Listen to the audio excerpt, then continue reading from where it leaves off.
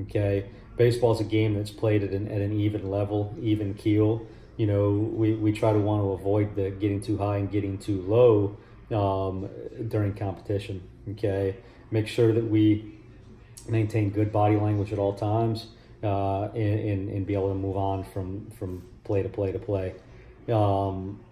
You guys are going to laugh hearing me say this, but one skill that we need to develop a little bit is we've got to develop the ability to drag bunt. Okay, I'm not a big guy. I'm not a big proponent of the sacrifice bunt.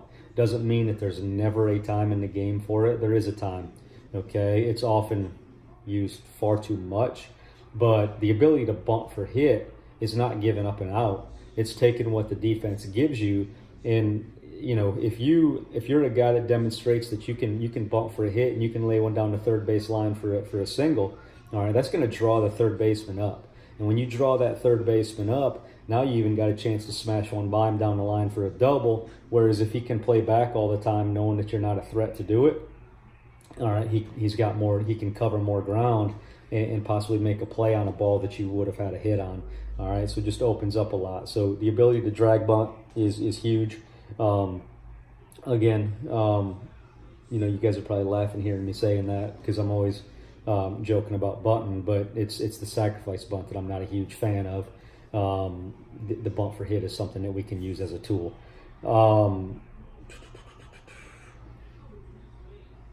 Pitchers, don't be afraid to use the inside move at with the runner at second base. Okay, that can help. You know, you may not pick a guy off, all right, but you may stop him from getting a huge secondary, which again may hold him at third on a single.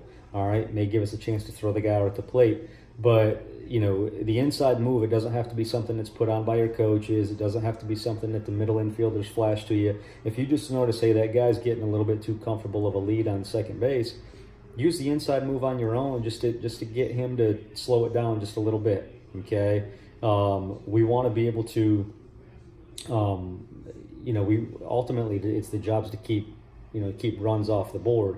So anything you can do to make the offense a little less aggressive, all right, is going to play in your favor in the long run. Minor detail here, but it's very helpful. Infielders, put all your gloves and hats together in a dugout. Outfielders, put all your gloves and hats together in a dugout. Make sure your teammates know where you guys get. You know, maybe it's over on the far end under the bench. You know, all you guys have your stuff together. Maybe it's by one of the poles in the dugout. But make sure you guys know where everybody's stuff is. And then if your teammate makes the third out of the inning, or he's on base when the third out of the inning's made, you guys pick each other up. A guy should not have to come to the dugout after the third out on offense.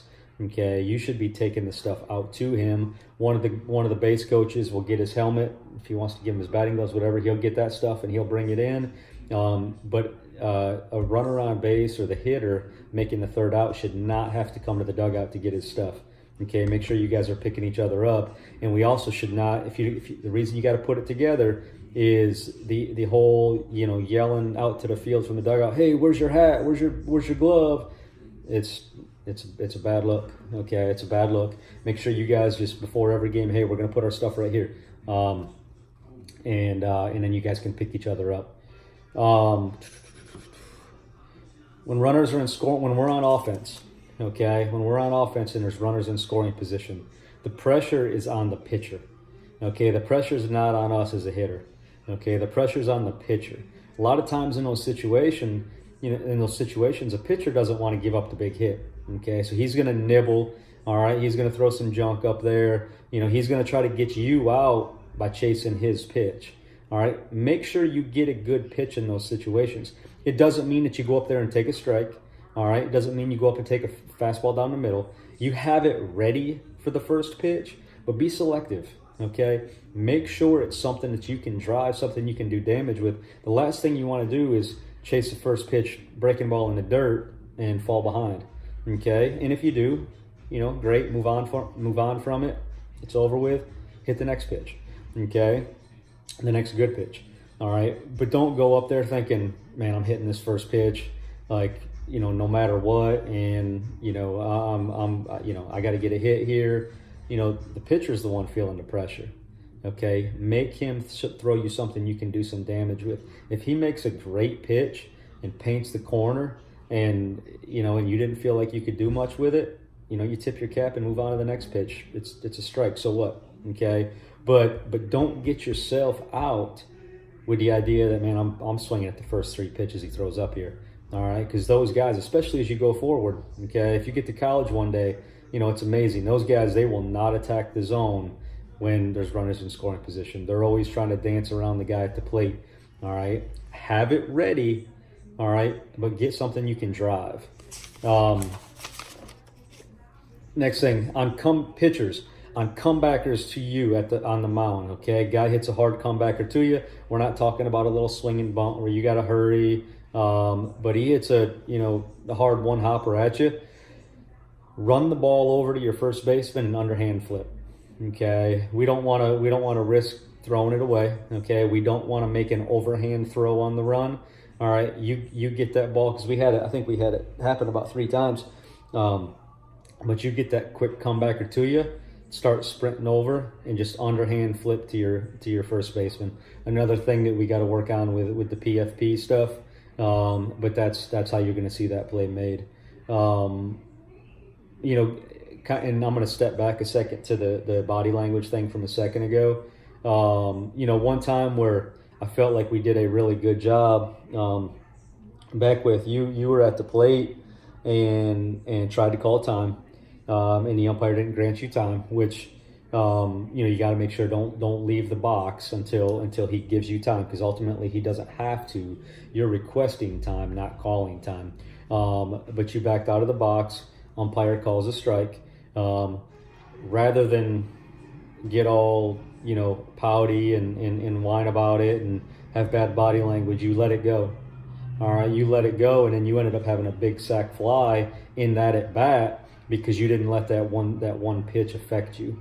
All right, that's how that needs to be done right there. That's a great job of moving on from that and still getting your job done. When we're on offense, okay, and we've got guys on base, and there's a wild pitch or something getting away from the catcher or a ball in the dirt, batters, we have to communicate with our runners. Okay, a lot of times, especially on some of these fields that are super dusty, the runner is going to lose the ball.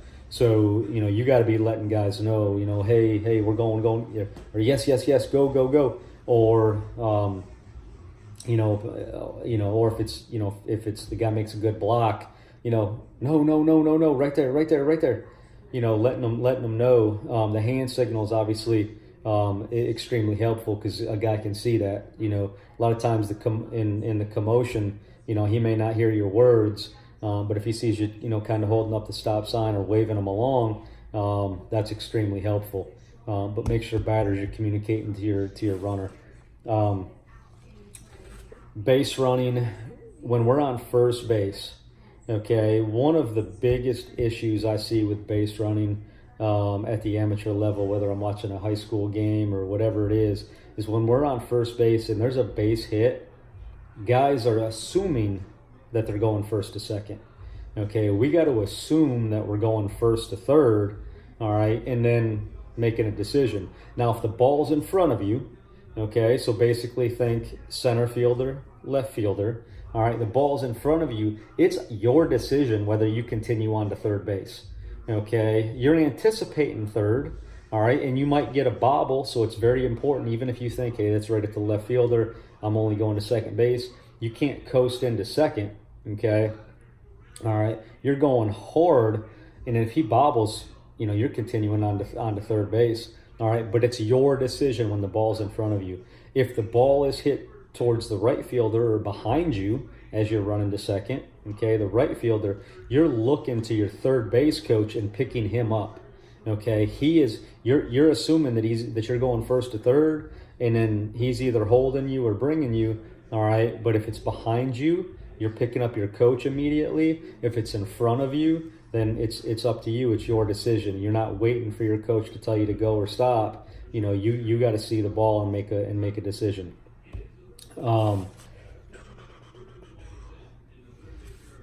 We had one situation to where their pitcher walked one of our guys on 4 pitches.